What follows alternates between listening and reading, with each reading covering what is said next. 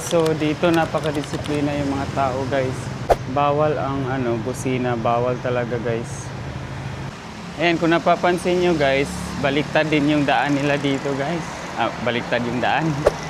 Yung daanan ng mga sasakyan. So dito sa kaliwa, pupunta doon, sa kanan, pabalik. So baliktad dyan sa Pilipinas, guys. So dito sa area ko, guys, may maraming mga tindahan.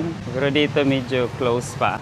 So dito na dyan may pharmacy, 7-Eleven at yung market na lagi kong binibilhan. So yung mga maagang nagising, nagbibenta. So yan yung mga breakfast, yung mga halos na binibenta nila, guys. So ito yung mga shop ng mga close dito, guys. They will open at 8 o'clock. So we are here at Tanon, Nagniwat Road. So dito napakadisiplina yung mga tao, guys.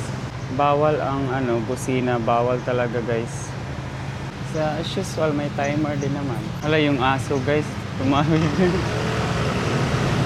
Yan. So mga ganitong oras, it's 6 o'clock in the morning. So we are here at Nagniwat Road. So I will just show you quickly how quiet is the road right now, guys. Ito, Tanon sa Tiwi Tayasong.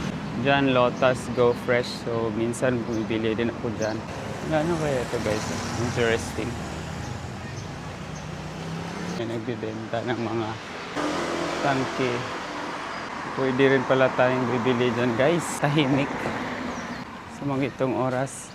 Medyo maaga lang din kasi ako nagigising, guys. Nasanay na yung katawan kong gumising ng madaling araw kasi nagtatrabaho, magluluto pa.